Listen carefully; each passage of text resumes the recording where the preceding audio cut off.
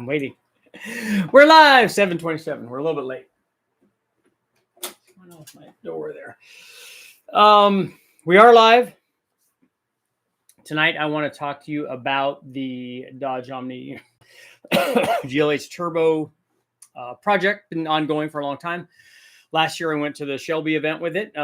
We thrashed with the guys from the car farm and got it ready, show ready. Ran at the drag strip, so it was all good. And ran it with James Short, a Short Tuning. Ran on his chassis dyno. So really, in every measure, it was a success. It wasn't 100%, but no thrash with any vehicle. As I'm sure many of the guys that are going to Freiburger's duct tape drags that are this weekend, tomorrow and Saturday. So if you get a chance, go out there. It will be awesome. Dave and all the guys, my fingers are crossed for those guys. It's supposed to be 105, so it's not going to be ideal conditions for drag racing. But hey, if you got a turbo and intercooler and ice water, you should be all set. But so one of the things I want to talk about tonight is I was going off on a tangent here on the GLHS that's that you don't always get everything done, but you get it done enough for what we were trying to do. It's not perfect. We have a couple more things to do before I bring it back. But the goal for that thing really was to get it ready so I could bring it back. I want to go through the ref station, get the car certified as a swap car, and then get it California certified and stuff. But then we have more questions once we do that.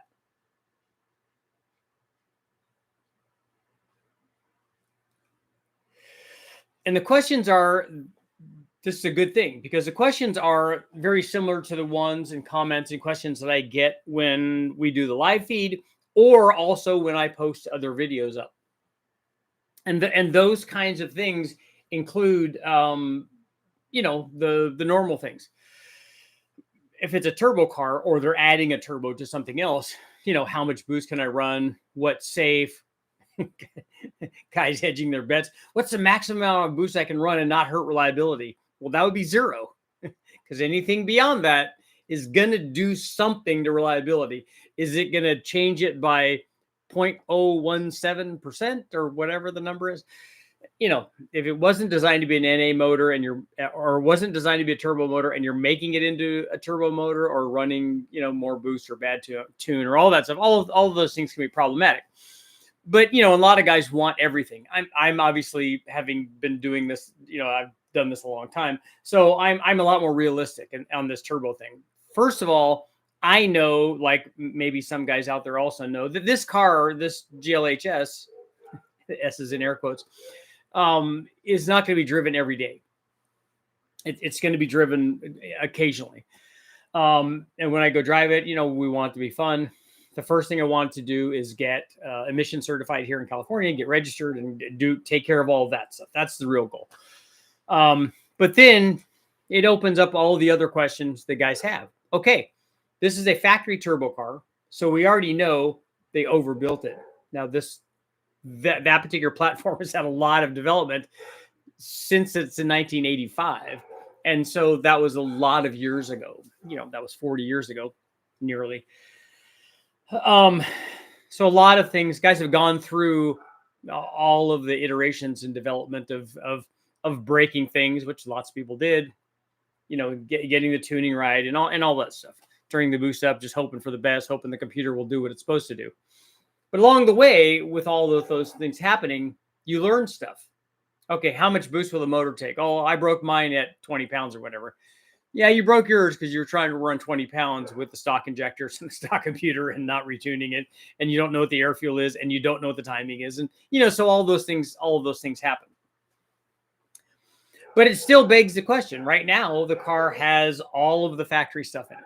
The way that would have come as a 86 GLHS, Shelby car.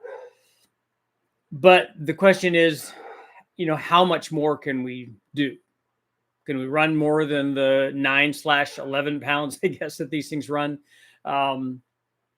with the intercooled T2 motor? Can we run more than that?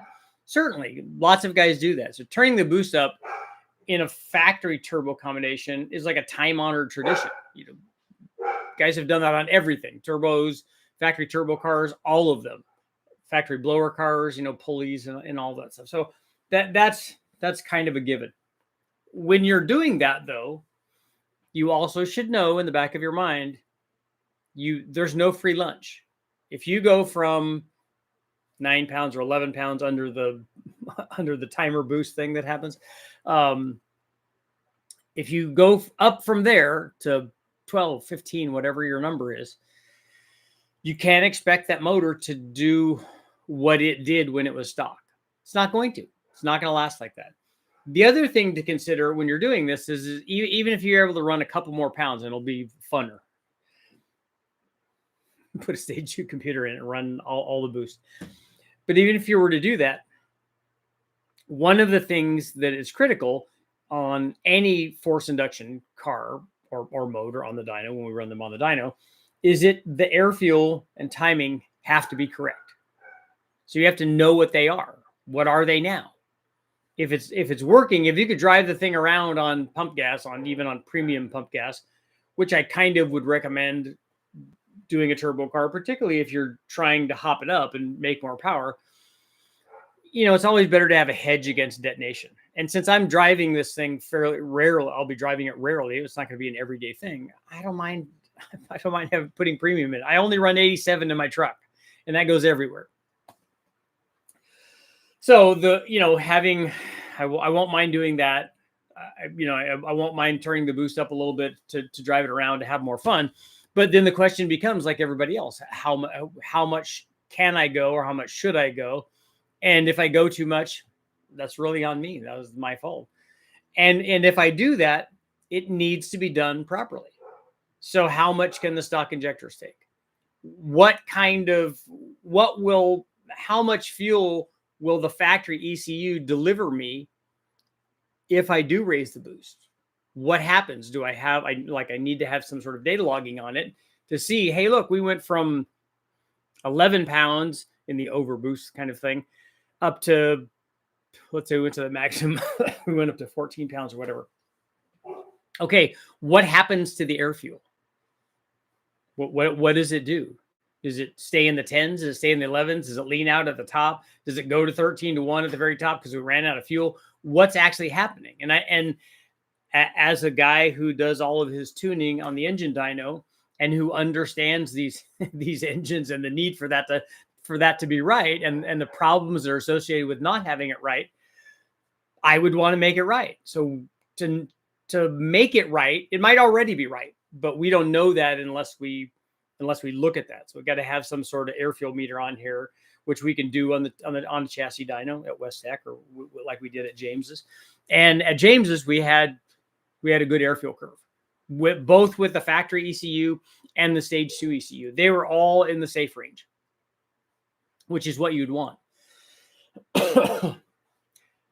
So obviously a lot of effort went into that stuff from the factory to make it right. And obviously they knew guys would be turning up the boost, and also gave us some leeway that, hey, if it went more boost, and then they also put an overboost cutout on it so that if it goes beyond this, they just kill the motor, which is smart. And it also had a knock sensor. So they were kind of relying on that. So all of those are good things, particularly for something that was back in the mid 80s, for a turbo car back in the mid 80s. And I think that this was our first shot at turboing. And so, but the engineers were really sharp guys, and they thought of all this stuff, which is, kudos to those guys for doing that. But, if I'm going to do that and make it better, I'm not looking at building any kind of race motor. So it's not going to be that. And this channel is really not about that anyways. But it is about making it better. So if I have something that's the 9-11 pound thing, can I make it a 13-15 or something like that? And can I go up to the limit of the factory ECU with its cutoff? Can I put a valve on it to raise the boost, to trick the sensor into thinking it doesn't have that much when it really does? Can you do all that? All the guys have been doing that for a long time. At what point and I'm obviously with this, I'm going to need enough fuel pump. I don't know if the factory fuel pump is going to allow that. So but a fuel pump is an easy thing. That's like, we put a 255 in it and call it good. And the 255 will feed more power than I will ever attempt to make on that particular motor. I have two others that one of them, it hasn't been built yet, but the other one is that could be used to make more power if we wanted to do that. But I need to go through the same things that I tell people to go through when they're asking about that. Well, how much power can I make? How much boost can I run? Well, how much power do you want to make? What is your number? What is your go-to number? If it's a V8, is it 1,000? No, I don't need 1,000 horsepower. That's way too much. I don't have 1,000 horsepower transmission. 500 or 600. Okay, that's kind of an easy deal. So we just scale that down for this kind of motor. This thing probably makes, I think it was rated at 100 in the mid 170s at the flywheel. So it wasn't, terribly stellar when it was stock. I mean, it was good for back in the day, and for a car that weighs nothing, it's pretty fun. Should I try to run it at the tire? Should I try to run it at 200 at the tire? So that's up to me. I have to select some sort of number that I think, oh, this is going to be fun. And I'm not selecting a number, and I try to recommend this to people. I'm not selecting a number that I can go brag to people. Oh, that thing makes 150 at the tire, or it's 175 or 200 or whatever the number is. I don't care about that. What I care about is that it's going to be fun and driving around. It's going to be, and this is the other thing that's going to come into play here is if I pick a number that I'm going to make and we make it at a certain boost level, I want to do it because this is the way that I approach things. I want to do it like at the lowest boost level number that I can. So I want the thing to be as efficient as it can be. I want to look at a different kind of intercooling setup that's more efficient than the factory one is. Because if we're going to raise the boost, that wasn't designed for lots of boost. It's going to work. It's an air to air. It's fairly good size for what we're trying to do, but an air to water would be way better. Especially because we don't have a lot of packaging room there. And unless we had, this car originally came with a big front mount air to air. Hi, sweetie. A big front mount air to air. So, we could do that. It kind of screams, hey, you've modified this, but it'd be fairly easy to package an air to water there, right where the factory one is. That wouldn't be a problem. A dedicated cold air intake, good idea. Maybe a better exhaust after the turbo, definitely a good idea. All of those things would help make it better. We could pick some different camshafts, maybe pick from factory camshafts, like maybe the NA TPI camshaft, maybe that one, or throttle body injection, I guess. Just the NA one. The head could be ported, all of those things that help a little bit on the thing. But the other thing that would be important is the turbo selection. How far can we take the stock turbo? Because quite honestly, the stock turbo is pretty responsive. And for what I would be doing in this car, the response rate would be way more important than whatever the maximum output of the turbo is. Like, I don't need a GT3582 on this, even though that thing could make a ton of power if the motor could support that.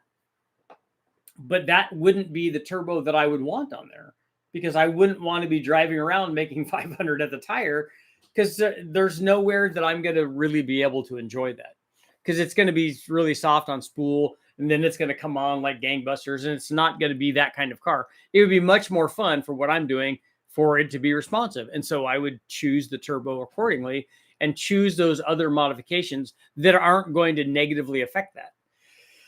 And so we start building this box, and we make all the modifications based on what's going on in this box. Yeah, we can make a lot more power, but I don't really want that. Maybe we could make put a smaller turbo on and make it come up even sooner, but then we're limiting out here, so we don't want to do this down here. All of those things. And so I just wanted to let people know that I go through the same things that everybody else does, and have lots of these questions. And when we first started going down this road, I sought out as many answers as I could find online to various people and all of this stuff. And I think that that's what makes it helps make the sport grow. Because before that, I mean, I knew about these cars. I was almost an owner of a GLHS Charger, and was familiar with them, but I wasn't part of that community. I wasn't I didn't have one, wasn't doing the modifications to them, wasn't learning about them. You know, I have a fairly good background on how to make engines go fast, how to have them make more power, and the importance of tuning and intercooling and all that kind of background. But I wasn't in that community. So you go to that community and you weed through, because when you first go to a community, you know, people throw stones at you because all of the big names, they're just like, this guy doesn't know what he's talking about. He's just another yahoo, whatever.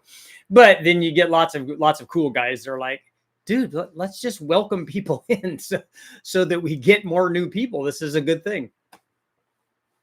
So you wade through all that, and then you get in there and you start listening to people, and you get guys that are diehard on their train of thought, and this is the only thing that works. And you're like, well, what have you tried this? And that's some of the nice things that happen, not just with me, but with any new person that comes in. And I've talked to a number of other ones. When they come in, they also bring new ideas. And a lot of times, contrary to what some of the people, the old timer guys think, you bring in these new ideas and they actually work pretty well. And so you get guys that elevate the whole thing, and guys are learning from that. And, you know, that's how we make the sport better. So let's see what you guys got going on. I'm excited about it. I just was looking at the photo and I'm like, dang, that looks nice. And it really does. It would be the nicest car that I have.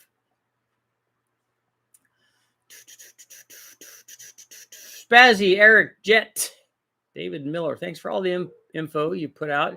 Getting ready to LS swap a 67 Camaro. I like those. The wing window mafia. That's good. Your info has been helpful with decision making. Very good. Bedtime Ranger, what's going on? Is it safe to run nitrous on 11.5-to-1 compression motor on E85? Yes, it would be very safe on that. What's a good oil pressure for a 5.3 making 475 crank horsepower at idle and turning 6,500 RPM in a Trans Am? Do you have the motor together? Is it running right now? What oil pressure does it have? When you first start them up, the oil pressure is going to be high when the oil's cold. But my 5.3 has about 40 at idle.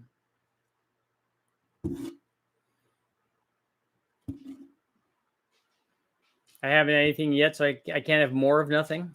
Well, whether you have more or less times nothing, the result is the same. I think I would turn the boost, update the ECU, and just enjoy it. Oh, just turn up the boost. And what would you do to the ECU?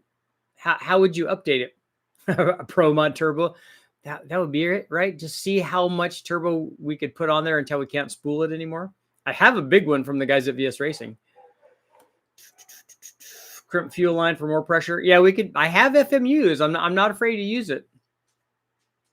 You saw me do the Super Richie mechanical FMU. I tend to run nitrous on my car 11.5-to-1. I'm gonna have a supplementary race tank for that, but I'm gonna have one. Oh, so that's what you're gonna supply you're gonna feed that with the nitrous. Richard, do they make bigger injectors for that engine? Yeah, because the engine just uses like a Bosch style injector anyway. So we can put in whatever we want, but you can't really do that with a factory ECU. You'd have to have some sort of standalone, which is the other consideration. Okay, how far do I go on the mods before I just go, look, I'm just going to put a Holley or a Haltech or an MS3 Pro or, you know, something like that on there, and make that work so that I know that the tune is right. I just tune it and do what I'm supposed to do. And under any boost level, it'll be 11.5-to-1.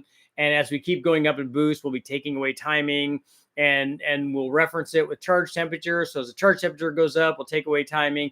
You know, we'll do all of the right things. The other thing that I would like to do, quite honestly, is I would love to have a flex fuel sensor on it, or just run it on E85 all the time, because it's a turbo motor and put big enough injectors in it. What I'd like to do, which I think would be really super trick, is I'd like to put E85 in it, and I'd like to put the size injector in it that I need for the additional fuel that I need from the E85, and see if that works. I don't know that it would, because I don't know that the scaling works exactly like that, but that would be cool. And then just run E85 all the time. I use a poor man's ethanol sensor. I have the tune-up set to trim 10% lean, and the E85, there's enough long-term fuel trim to correct for ethanol. Sean, as an owner of two 80s Dodge turbo Dodge cars. They offered plus 40 injectors and plus 20s. Yeah, those were the common things. And I just find that odd that became the nomenclature. I don't do that. Like, my brain doesn't work that way. I don't go plus 40 in fuel flow or plus 20 in fuel flow. I go by injector size and power output.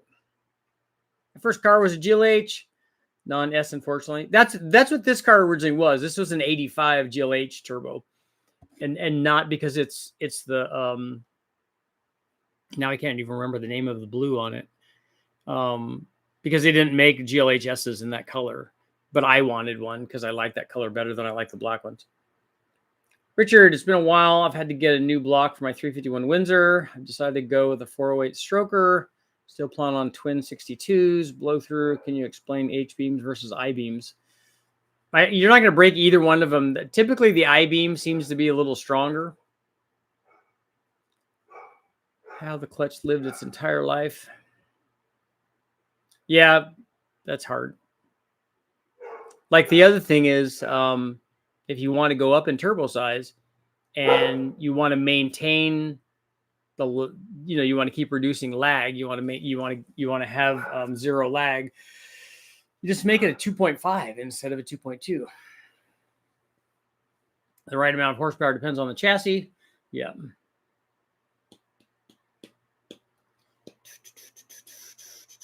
Ralph, are you out in hurricane territory? So if anybody's out there in hurricane territory, please be safe. I've been through a hurricane in the Bahamas, so it's pretty crazy.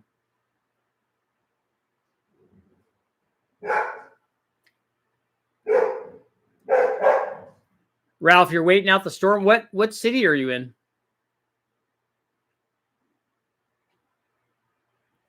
Tim, how'd you like your 408? I've never had one before. I've had a 306 with the same turbo setup. The 408 is going to be a lot more responsive than the 306. Buddy of mine is making 450 wheel horsepower in a GLHS. Yeah, there's definitely potential to make a lot of power if you build them and turn the boost up, and then ported head, cam, different intake manifold, all of that stuff. You can definitely make lots of power with them. You're sacrificing things for stuff, but it's all good.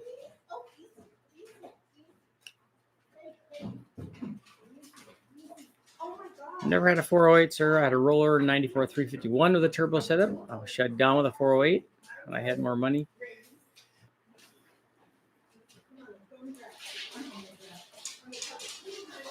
Are there any modern engine managements for that car? I don't love 80s electronics. That really is the other problem. It's one of the things that's stopping me from just getting in that car and driving it back home, the 2,500 miles from Ohio, is the age of the electronics. You could put a lot of different, if you just put a crank trigger on it, you could put anything on there. You could put a Holley, you could put a Fast, you could put a Haltech, you could put, there's lots of options on there. You just have to put a different crank trigger. I think I'm trying to think of his name. He ran the van out at the Shelby event. He put a crank and a cam sensor, aftermarket ones on there so he could run it sequential on his.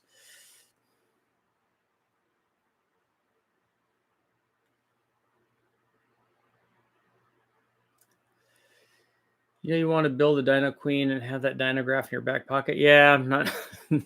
I got lots of dyno things I could print out. What? 1,500 horsepower from a GLHS? Yeah, we turn the boost up on it. We ran one of those top secret Shelby engineer pre-production dyno prototype motors that got 56 miles per gallon and easily made 1,500 horsepower and drove around bone stock. I've heard lots of really interesting stories about stuff. It's very, very cool. And I want so bad, just like with Bigfoot and the Loch Ness Monster and all those things, I want them to be true. I want them to be real things.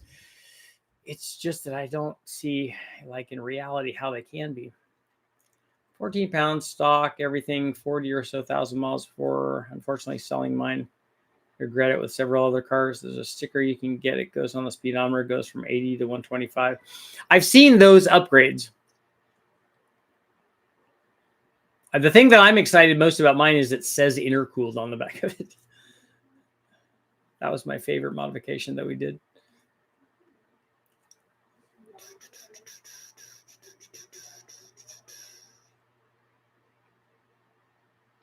Scrolling. Here we go. Richard added a 2.5 automatic LeBaron, put a T2 Garrett turbo, upgraded the exhaust to an 8.62. It was still fun without trading too much lag on a 2.2. Might not spool as well. Yeah, I would like to have a 2.5, and I have one. And so that could eventually maybe find its way in there or something. It's funny when turbo guys are afraid of low speed boost, but OEMs have been doing it since the 80s. On these motors, particularly with the 2.5s, they had what was essentially torque management. They did it with boost lag and timing. And so they cut some of the torque production of the bigger motor and cut some of the response rate of the bigger motor because they were worried about the transmission. How did boosted diesel truck engines survive so well before computer tuning? Alongside the rod questions, what's the ideal static compression before boost should I be aiming for? I know I'm going to dish piston, however my heads are helping. 56 EC from ProMax.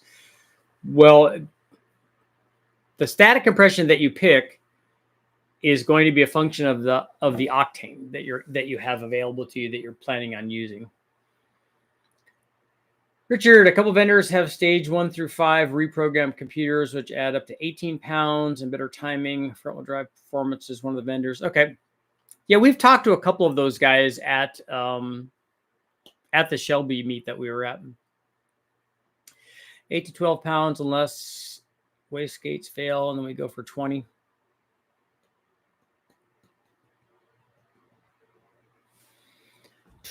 Link I posted above in his post. He and his buddies are GLH Colt Turbo Maniacs. I didn't own the GLHS until I bought this one, but I did own a Mitsubishi Mirage Turbo, which is the Colt. All the tunes are more on the safe, rich, not aggressive timing side. When we did the test on the stage 2 computer, which I think was a Mopar computer, that one was a lot more aggressive. that one came on pretty aggressively. I like flex fuel. It's in the video that I did. The dyno results are in the video. I like flex fuel. I don't like a car that must run E85 because sometimes you can't find E85. It makes sense. How big is the big turbo you have? I think it's a... I want to say it's like a 55 millimeter or something, like a GT55.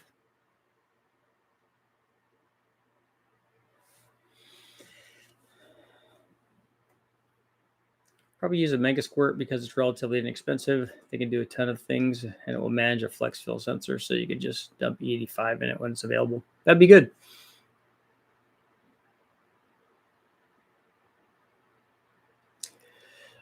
Monkey, a diesel is completely different than a gas engine. That's how they survive so long. Microsquirt is a great ECM for 4 cylinders, just not high tech like an MS3. I don't care about high tech as long as it will give me the air fuel and the timing that I want. You plan a cam test on the Omni? Probably not on the Omni on the chassis dyno, but I have a lot of them that we want to do on the engine dyno. The Turbo Dodge guys fear a big cam due to low intake head manifold flow. Yeah, I went through that conversation with a bunch of the Dodge guys. Some of them surprisingly enough didn't like MLS head gaskets either. I'm like, how is that not a thing?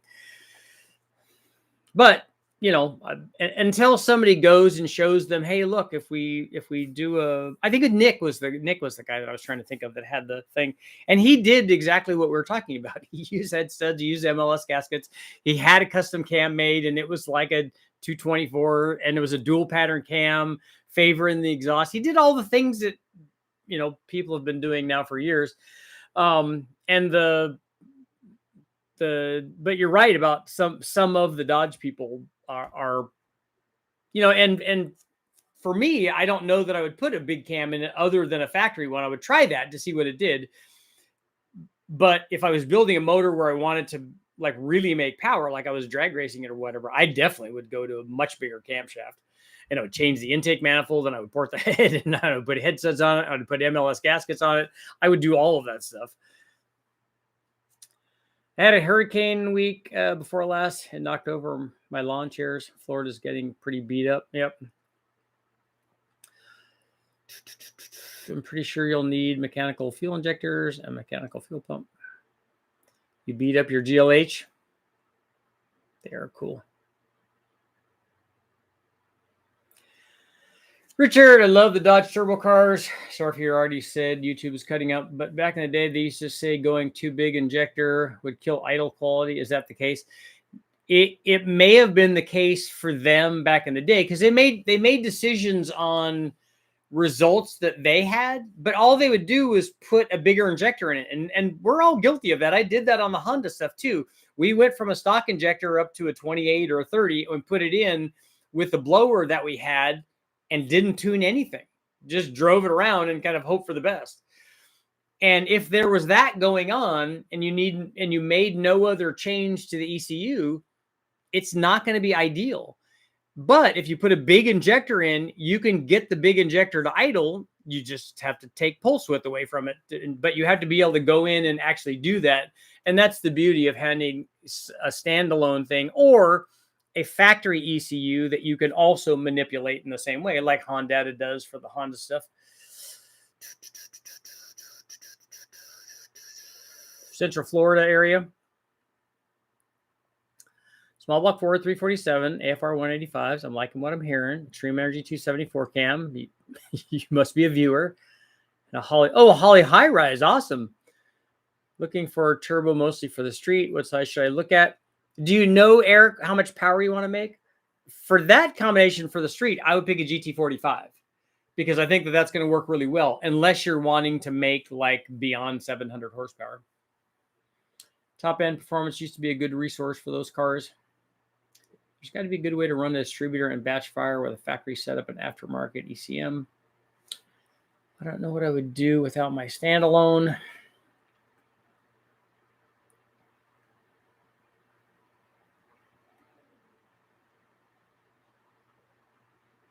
In my Spirit, I prefer newer platforms, but I've had my Spirit for almost 10 years. I'm probably never going to get rid of it. Those are cool.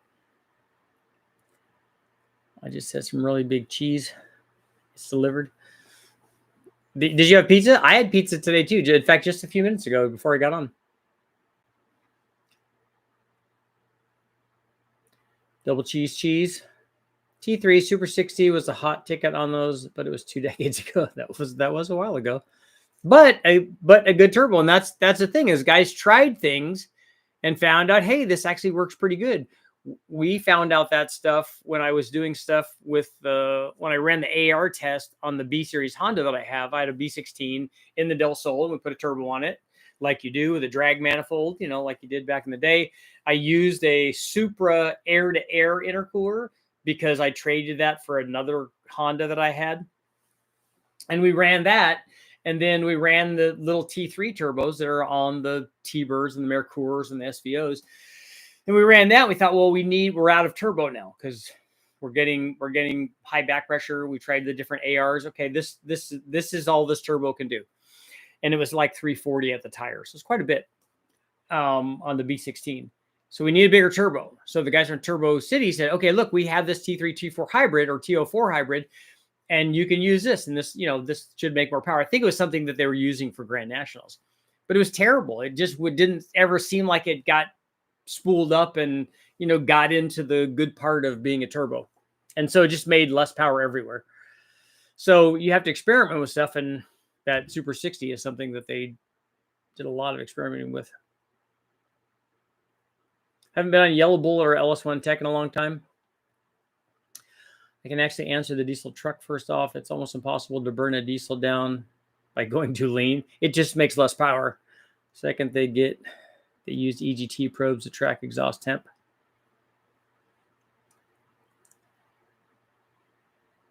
I have 87 to 93 at my gas station. I'm thinking maybe 9 to 1 to start with and bring the boost in from there.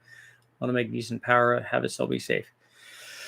Yeah, you can always add boost if you have lower compression up to whenever it starts detonating. You'll make more power with boost than you will with compression.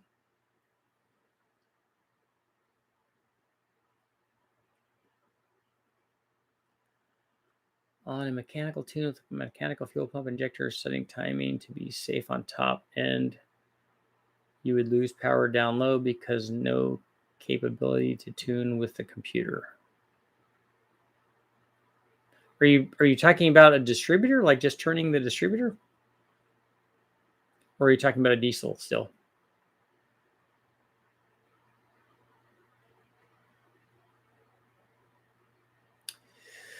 You mentioned Turbo Dodge guys have weird superstitions. Completely agree. 2.2s make more power and like to rev.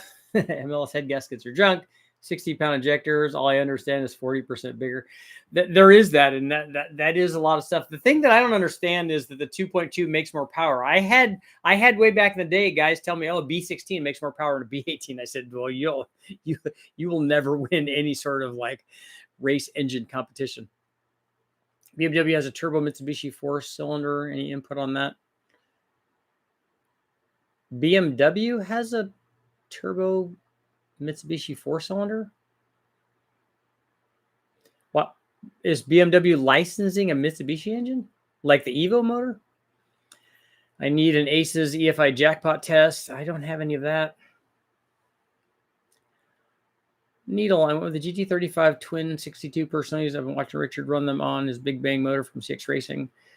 The ones that I did I run GT35s? I think I did one time. I ran some max speeding ones too. Building the 5.3, just wondering if I should put a high flow oil pump from the power level at 475 crank NA horsepower. The horsepower isn't what's going to determine whether or not you need more oil flow. What are your bearing clearances? If you have a stock bottom end, you don't need a high flow pump.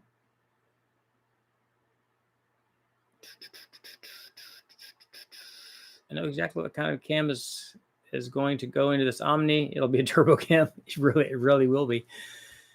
90 psi compression. Run the oil in the cylinder tests. No change. Am I due for a valve job?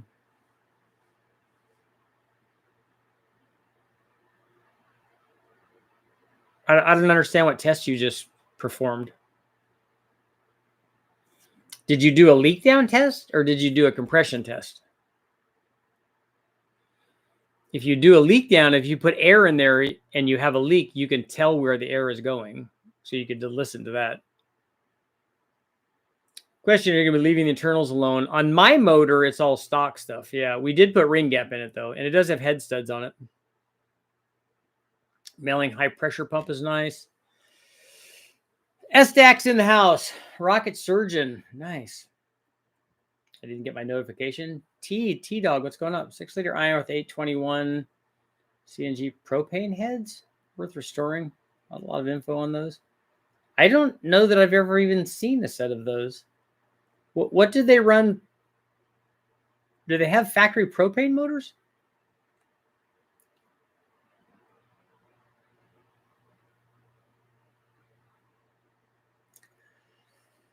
Turbo cam was 240 degrees and it was 244. Yeah, I have all of that data somewhere. 4 degrees is not a lot, but it's some. Pick up a nice used Mallory 4305 high pressure EFI return regulator for the 454. Nice. Bought 2 new rebuild kits for it from Holly. So they still have rebuild kits for those? And is that one in good shape and working right now? So you just have those as spares for later on?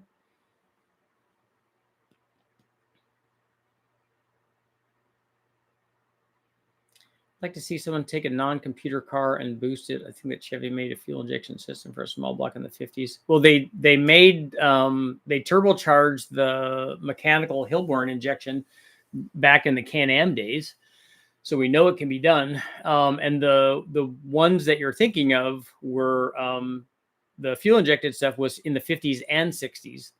They had a fuel injected 283 and then they had a fuel injected 327. They're both mechanical. You'd have to up the fuel flow rate of both of those if you were going to add boost to them. Is it a T3 on the GLH now? I can't remember if that's actually designated as a stock.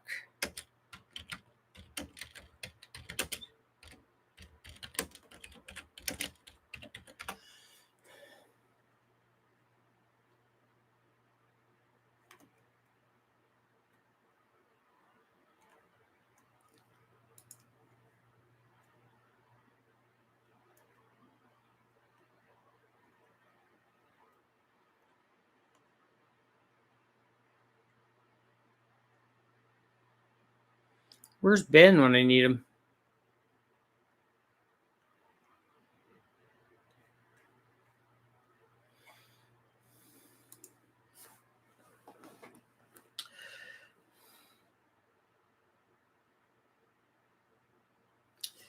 Do any of the older 302s without valve release come stock with forged pistons? The 302 5-liter stuff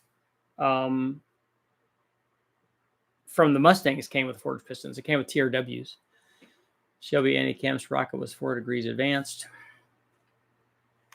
I have an adjustable sprocket on loan from the guys at the car farm. Let's see. This is even a Mopar piece. Let's see what this looks like.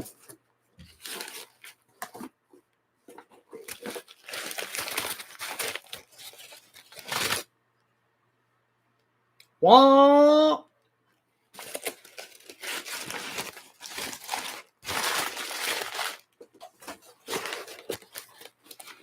So I'll be able to try that. You know, I'll be able to dial it in.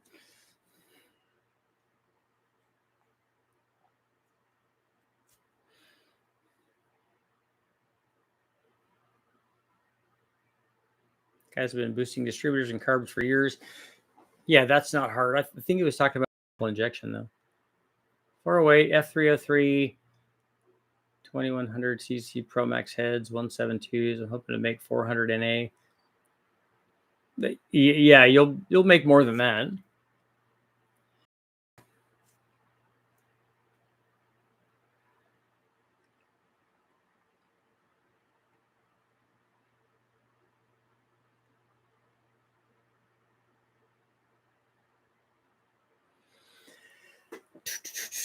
Gal Banks used to do it with gasoline V8s. Wait, are we making all the power on a GLH? No, we're not doing all power stuff. GTX 2860R with a 9.2 housing would be fun. Yeah, that would be a good turbo if you're trying to make lots of power. Run a 383B block distributor off the camshaft. I'd love to see A/B testing on compression ratio for a turbo engine. Have you ever done that? No, I haven't. I think it's been done on we did it on a blower one, I think. A 4-valve deal that Mahovitz did. The turbo being there or not being there is not important. The compression ratio is a change of the NA power output. I don't think that gets multiplied under boost, though.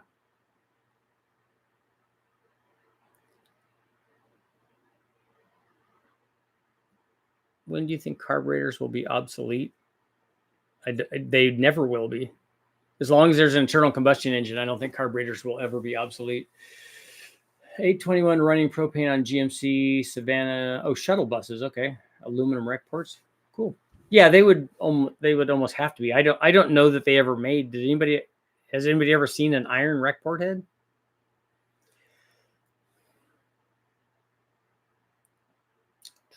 I'm going to rebuild the Mallory with one of the kits and have a spare one. Okay, cool. Just came in, but so good memories of an Omni GLH Shadow, 2.2 Turbo, Caravan 2.5, Horizon. Oh, a 3-liter swap. Nice. 2.5 Daytona, Shelby Charger. Those are cool. So will the Omni be getting some kind of world record attempt? With the stock and near stock stuff that we've been talking about? Is that for Australia? We're running a liquid propane injection with a turbo on an inline 6 from memory. LC8 is the engine designation.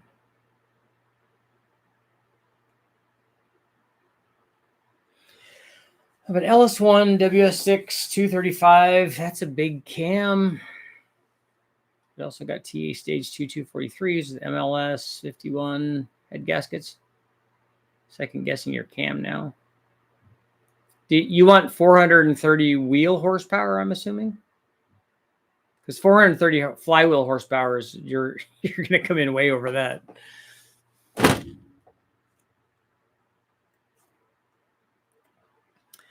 Does the Omni have a roller cam? I'm trying to remember now which head we used.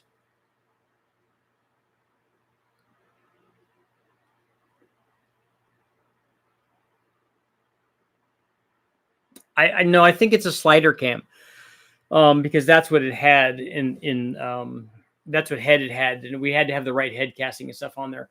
So it's a slider cam. Interestingly enough, when we were going through this stuff, we did weigh the rockers for the slider and for the roller, and the rollers are lighter. So I think, although I think the roller cams are milder than the slider cams are, if I remember right. It's been a while since I went down that rabbit hole. Did you install the ported head? I did not. Shelby intake is way better than the GLH too. I think it came on the GLHS, the Daytona, but I'm not sure about the others. Yeah, there's the GLH one, the 2.2 non-intercooled one. That's not a good intake manifold. It's not intercooled, and also the way that intake manifold and the exhaust manifold, neither one of them are good. The Turbo 2 is better. It has a better intake manifold, and then for those, depending on what year it is, there's a 1-piece and a 2-piece. But those are more traditional long runner kind of intake manifolds. The non-intercooled one is almost just a log. I mean, the exhaust manifold kind of is that, and the intake manifold has very short, nearly non-existent runners in it. So this one is all the T2 stuff. T225 plus S365 compound would be a great showpiece in the GLH. You want to do a compound turbo setup in there?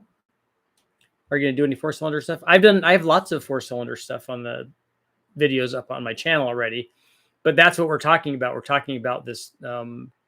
I've done some Dodge stuff already up there on the engine dyno. I've also done a trophy 4-cylinder. I've also done a bunch of Honda stuff. We're getting ready to, what's the other, some other inline 6-cylinder stuff.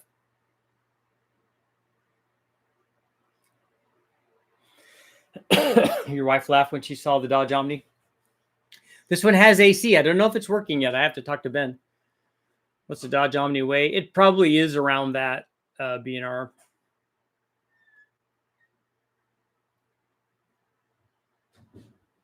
There are people now trying to create custom Galaxy gas nitrous setups. What is it? What is a custom Galaxy gas nitrous setup?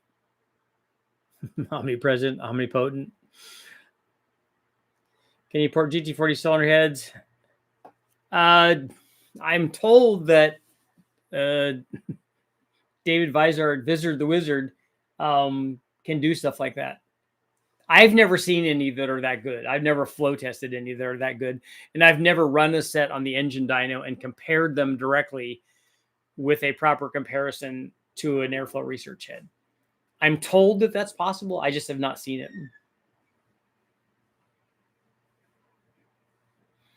For 2.2 displacement, if you make a manifold for it, I have a different other than stock manifold if I want to put it on there. Divided housing turbo, something like a Borg Warner EFR 6258 would be fun and super responsive. Is it a 62 millimeter turbo? If it is, it's not going to be nearly as responsive as the one that's on there. Building a Gen 453 with ARP rod bolts, and the rods will be resized. Should I use stock oil pump or high flowing one?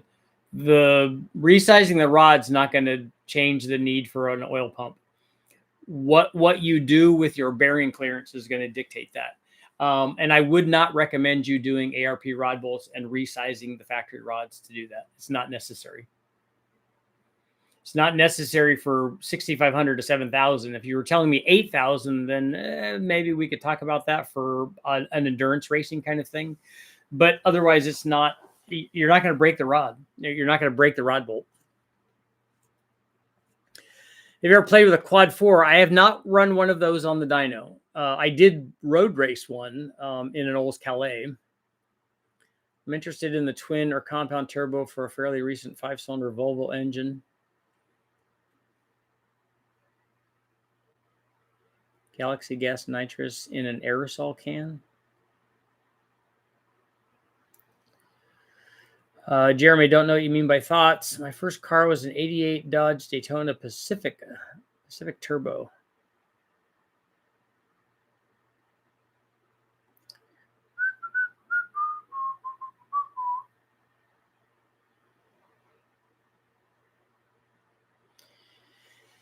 You're interested in a twin or compound turbo? Can you not make enough power with just the turbo? Cousin had one of those in his Cobalt SS and it seemed to spool real fast. Okay.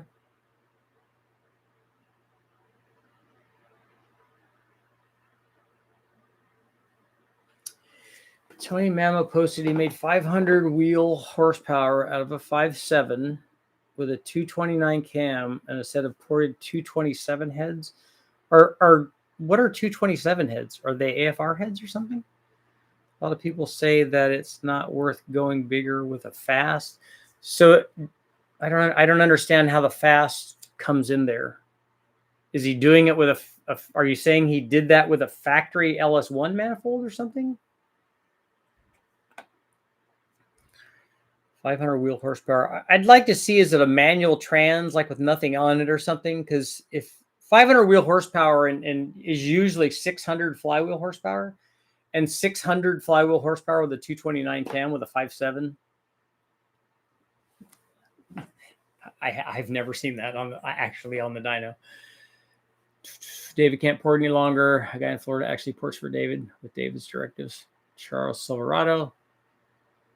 Charles has a YouTube channel. Cool. Yeah, David's not going to be porting, but I just mean he has done that before, though, I think. I have an 84 Omni GLH when I was 16. So that's a non-turbo then, right?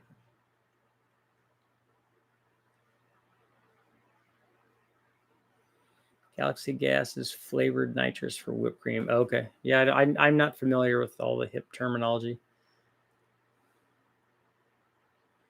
Under what conditions or terms would it take for you to consider running a Coyote engine? I've already done that. I have lots of Coyote tests up.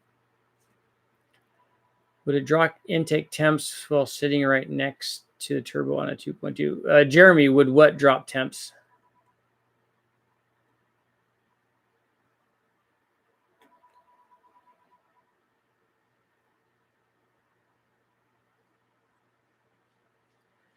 With the Volvo twin turbo setup on a K24, you could have power on, come on real quick.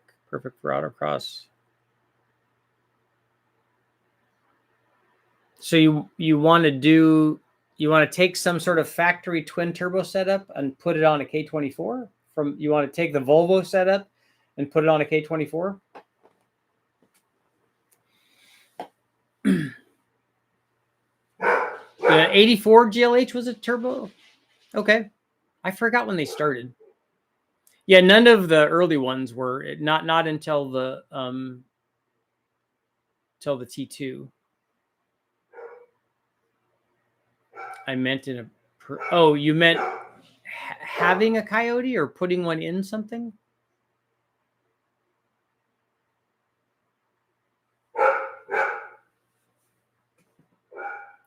Racer D, I did plenty of work on quad fours, made 300 horsepower with Webers on it. Cool.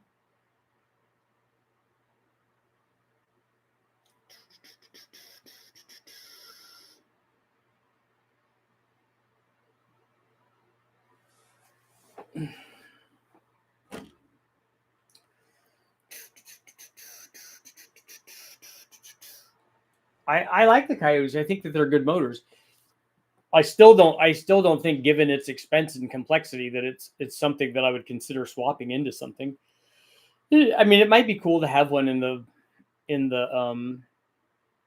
my Fox, but it's just it's too big. It takes up too much room. Sequential turbos, big and small. So he had a ported fast on it. Okay. 227 heads are his custom ported heads. He used a ported fast. People are thinking going bigger won't gain anything.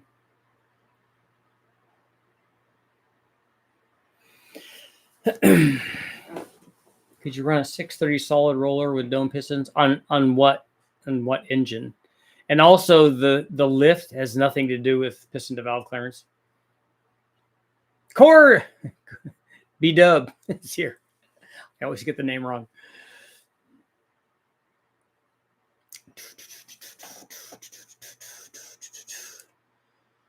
Now it makes me want to go back down the 2.2 Dodge Turbo rabbit hole.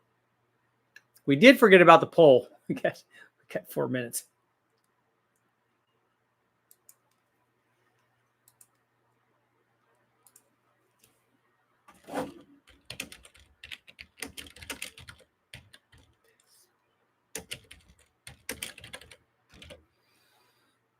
Okay.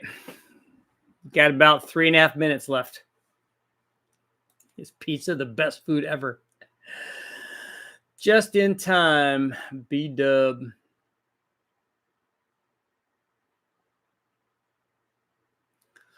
What's the poll? It's about Truck Norris Camp today. That's a good choice. I talked to Brian today. Simple yes, Tim. That's right, right? I even had Little Caesars pizza. And I got wings. This is the first time in a long time that I've gone in there. There was nobody else in there. So I walked right up. They already had both of the pizzas and the wings that I wanted. Already had both of them ready to go. They just handed them to me. Because for me, that's how Little Caesars used to be. You could just walk in and they just had a guy back there. So they had stacks of pizzas. Just, yeah, they're hot. They're ready to go. Just here. They're ready to go. Go. Because they know they're going to have a ton of people come in, especially during the, lunch or dinner during those rushes. So they always had a bunch of those. But then things changed. And then they started making people wait.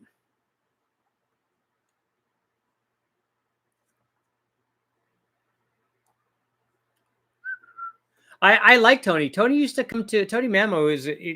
I like Tony. He used to come to West Tech a lot, and Tony and I, when we get on the phone, it's like we talk for hours, man. Tony's he's good people. We used to give him such a hard time. I'm looking at an LQ4 with a splend cam bearing. If there's no scoring, would you say the block is still good?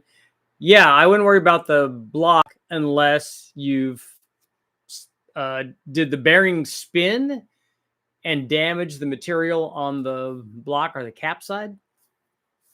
I would at the very least put bearings in there and measure to make sure that it's not out of round.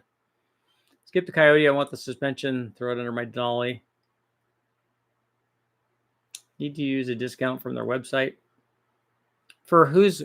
Oh, they do have discounts on their website. I have ordered it online before, so they just go in and pick it up. But I don't like that. I like just walking in and getting it. What was the block for the GLHS? My friend said the oil pan gasket was the same partner. Or was it Mark 1 GTI? Mine was actually an 86 block. quit making the hot and ready. I know the prices have gone up a lot. It used to be like $5 or $6 or whatever. Back my day, Little Caesars had it hot and ready. That's right. So a buddy of mine has a 928 S4. Very nice. Bosch K-Jectronic. LS Swapper Mega Squirt on the Porsche V8. You could make power out of those motors. I really am a big fan of the S4's induction system. Porsche has had some really cool induction systems. They've also had some really junky ones, like the original flat pancake, the original turbo stuff. It's just awful. But later on, when they started doing cool runners with divided plenums and changing in runner length stuff, they do lots of cool stuff. Truck North for an LQ9 and Escalade for a daily driver, or go bigger. For a daily driver, that's the kind of camshaft that I would go with. I have a cam like that, and it would be less money than the Truck Norris is. And I also have one step up from that if you do want to go bigger on the LQ9. So it depends on where you want your power at. 300 horsepower quad, 4 or 10 pounds of boost. How much power would that make? It'd make 300 times 1.68. $5 turn into 6 and then 7. Yeah, I think that mine was $9 or something. And they tried it, and now before they didn't have all these other options. I don't want combinations. I don't want I want a $6 pizza, or you could offer other more higher priced pizzas that have more things on them. But I just want like the $5 pepperoni pizza. That's it. And I'll even go get my drink somewhere else at whatever the affordable drink place is.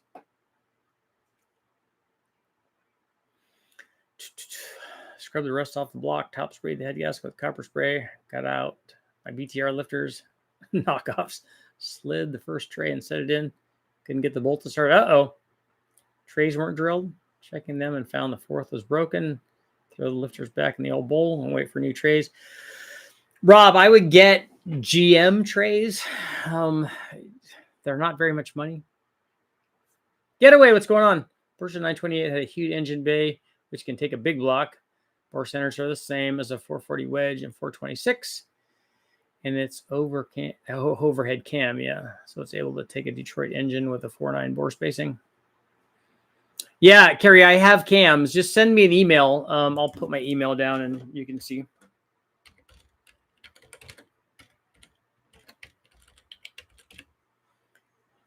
Well, that's not right. Darren. There's my email address. Yeah, send me an email. In fact, I got a bunch of them right now.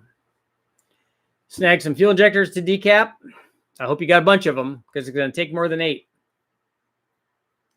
I get spoiled on pizza. I'm closer to New York and Philly. So you get some Philly cheesesteaks too. As strong are the base Porsche Boxer engines. I don't know if they can hold boost. All of those engines can hold boost. I saw one on Facebook Marketplace for $2,500. Needs a back window and some interior. But it runs. That'd be good.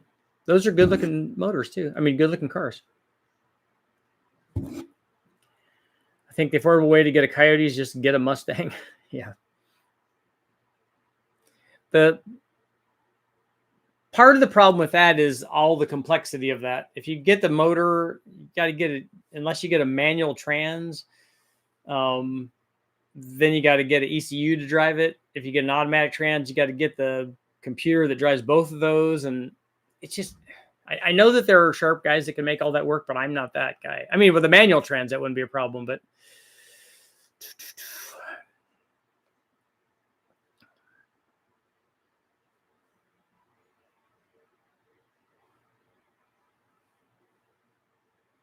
so an overhead cam engine takes 65 cubic inches of a V8 engine's capacity for the same size. So I don't understand what you're saying there. What kind of equivalency thing are you doing there? Are you doing a size thing? And are you doing a size height thing? Or wouldn't that be deck height and not displacement? I really don't understand what you're doing.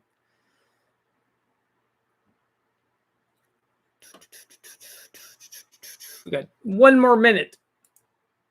Is pizza the best food ever? Only 68% are saying yes.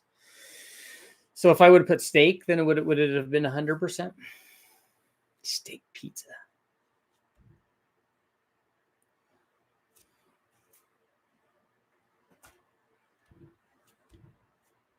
When you just yank the stock trans out and put a power glide in it. In a Coyote? 1000% steak, yeah.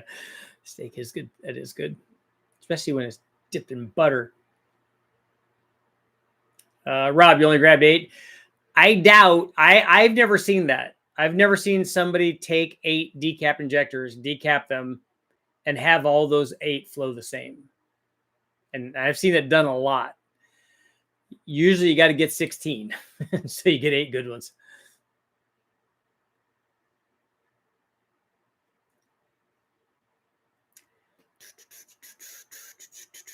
Do Beyond Meat chicken nuggets poll. I'm a big fan of McNuggets.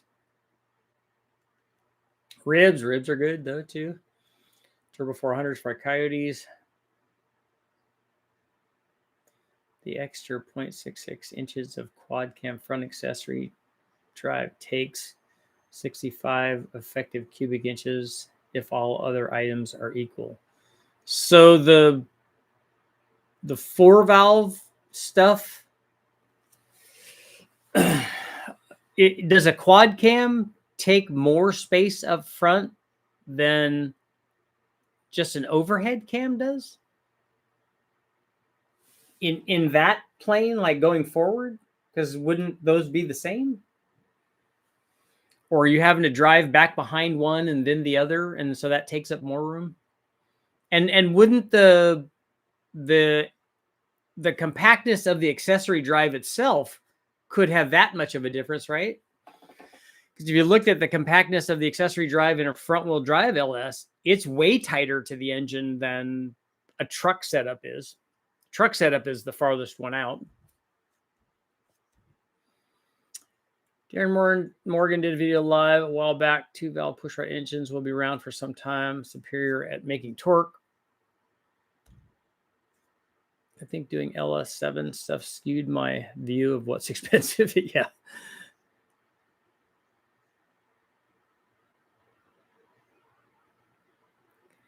If I have a restrictive turbo manifold, will it still be the turbine volute that is the choke point? Well, didn't you just say that the turbo manifold is restrictive? Either one of those can be restrictive. Both of those can be restrictive. Or one of those can be more restrictive than the other one.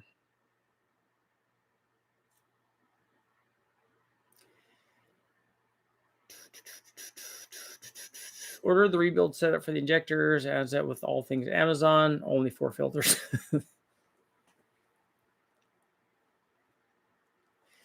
Rocket Surgeon, here we go. 2.2 plus 22 pound. Is that 22 pounds of boost or 22 pound injectors? I'm thinking that it's 22 pounds of boost. And associated supporting mods, 225 wheel horsepower, 291 foot-pounds. So you're making that much more torque than horsepower? Tons of fun in a 3,100-pound Shelby Z. Did they weigh that much? That seems like a lot. That's like Mustang territory. I saw first-gen Coyote for sale for $1,000. Has spun bearings. Get the crank turned. Order Gen 3 rods for it from Ford. So that's what you're going to do? That was with me in it. 22 pounds of boost. I'm trying to think what... I think that we were at 160 or 170, but I would think it was only about 13 pounds. If I remember right. Dodge results, 2.2 or 2.5. Oh no, that's not going to be in there because his dyno was not a Superflow. That's right. I have our dyno graphs for that. Can't you vary each injector open time to control how much they flow? So you're going to do sequential fuel injection to offset the slope of the flow change in flow rate of a decapped injector. That'd be really, really tricky to do because the problem is it doesn't just change. It just doesn't change at a fixed amount. So it could change it like the maximum flow, the middle flow, the low flow, how the slope of the injector, how that flow curve comes up. It could be all wonky. It could be all kinds of weird. My Saturn Sky was similar on stock turbo, 290, 340 foot-pounds. So did it have, my question is, and I'm sure, I don't know if you had the, I don't know if you had data logging on it, but a lot of times what happens, especially if you're running lots of boost on a turbo and you're getting near the flow limit of the turbo, you can have lots of boost down low and then the boost curve falls off because the flow rate of the turbo falls off. So the boost falls off. And so you, at the torque peak, maybe you have 20 pounds, and at the horsepower peak, you only have 18 pounds or 17 pounds or whatever. So a lot of factory stuff is tuned like that.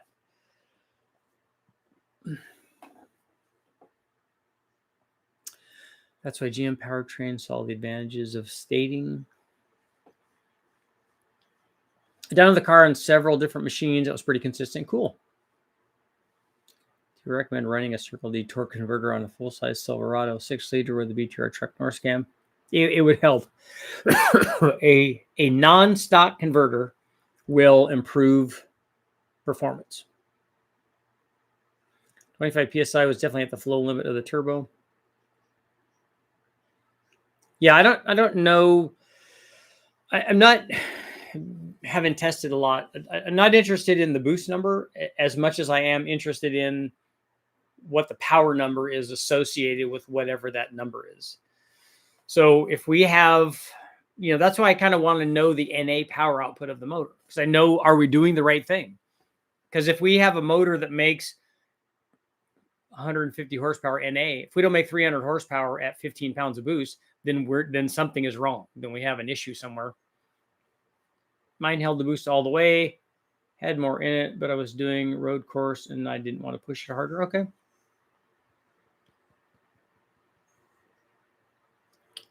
It makes me now want to go back and look at I have all the data on that stuff. And we'll see. I think mine, I mean, I think that when we tested mine, it made more torque than horsepower. What would be the perfect converter wise for a lifted crew cab, cat eye, stage 3 BTR? I don't know. It depends on what you're trying to do with it. Is it a daily driver? Is it, you have a stage 3 cam in it?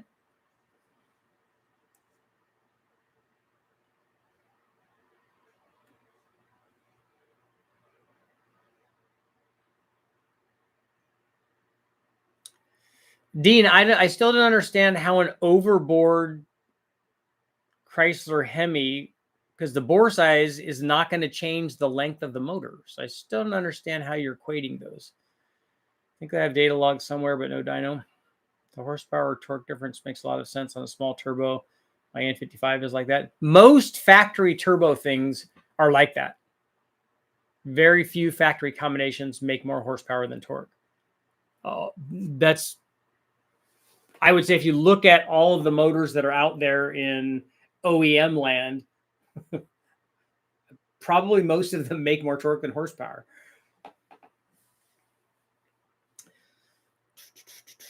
Because especially for the American market, it's way more important for guys to, the feel that they get is torque. The horsepower number is just kind of a bragging thing.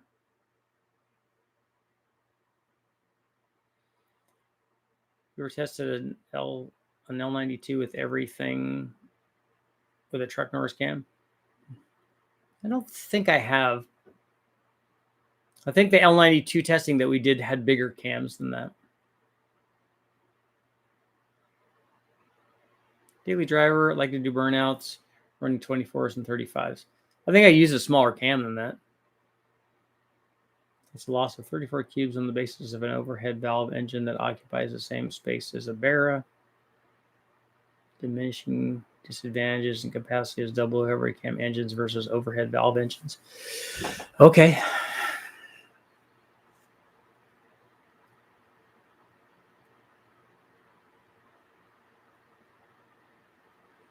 But you're assuming that an overhead valve engine needs to be the same displacement as a as an overhead cam engine, which it doesn't, because an overhead cam engine is going to have better head flow and more RPM capacity probably. I'm a big fan of huge torque numbers. Not going to lie. As the RPMs go higher than the peak horsepower RPM, the airflow continues to go up. Does the fuel continue to go up? Does the fuel flow continue to go up? That's actually a good question. I need to look and see. I don't think the fuel flow continues to go up. In fact, I'm certain that it doesn't. The airflow goes up, but the power doesn't go up. Most power I remember seeing from a stock Turbo 2.2 was 280 wheel horsepower. Will the factory... So they didn't have stock injectors in that, right? They just had a stock turbo on it. 280 wheel horsepower. That seems like a lot for that factory turbo.